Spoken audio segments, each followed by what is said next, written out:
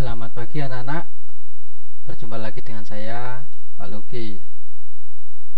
Saya harap keadaan kalian sekarang ini sehat-sehat saja ya. Pada pertemuan kali ini kita akan belajar tentang materi kedaulatan. Apa itu kedaulatan?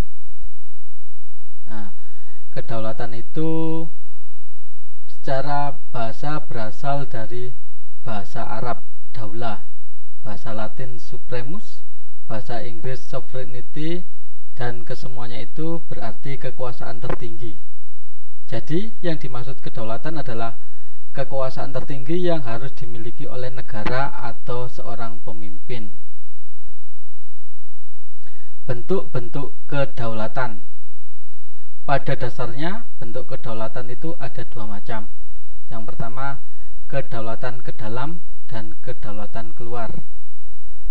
Kedaulatan ke dalam itu artinya adalah kewenangan untuk mengatur atau mengelola keadaan di dalam negaranya. Sedangkan kedaulatan keluar adalah kewenangan untuk mengatur hubungan dengan negara lain, dan kesemuanya itu baik kedaulatan ke dalam maupun kedaulatan keluar tidak boleh mendapatkan tekanan atau paksaan dari pihak manapun juga. Yang berikutnya, sifat-sifat kedaulatan. Sifat kedaulatan itu ada 4 macam. Yang pertama adalah asli. Asli artinya suatu kekuasaan tidak berasal dari kekuasaan yang lebih tinggi. Yang kedua, permanen. Artinya kekuasaan tetap ada selama negara masih ada, sekalipun pemimpin berganti-ganti. Yang ketiga adalah tunggal atau bulat. Kekuasaan merupakan satu-satunya kekuasaan tertinggi dan tidak dapat dibagi-bagi. Yang terakhir, tidak terbatas atau absolut. Kekuasaan tidak dibatasi oleh kekuasaan lain.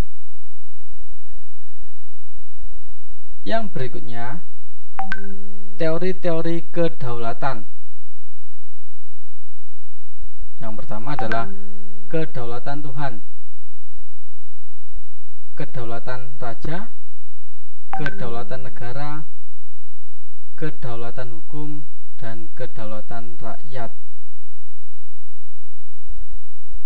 Pengertiannya yang pertama, kedaulatan Tuhan beranggapan bahwa raja atau penguasa memperoleh kekuasaan tertinggi dari Tuhan. Berikutnya, kedaulatan raja menyatakan bahwa kedaulatan terletak di tangan raja sebagai penjelmaan kehendak Tuhan. Yang berikutnya, teori kedaulatan negara menyatakan bahwa kekuasaan pemerintah bersumber dari kedaulatan negara. Negara dianggap sebagai sumber kedaulatan yang memiliki kekuasaan tidak terbatas. Negaralah yang menciptakan hukum. Kemudian berkembang, berikutnya adalah teori kedaulatan hukum. Teori kedaulatan hukum mengatakan bahwa kekuasaan hukum merupakan kekuasaan tertinggi di dalam negara. Kekuasaan pemerintah berasal dari hukum yang berlaku. Nah, yang terakhir adalah teori kedaulatan rakyat. Rakyat menyatakan sebagai pemegang kekuasaan tertinggi, memberikan sebagian hak-haknya kepada penguasa untuk kepentingan bersama. Demikian materi kita pada hari ini. Saya ucapkan terima kasih. Semoga kalian tetap menjaga kesehatan.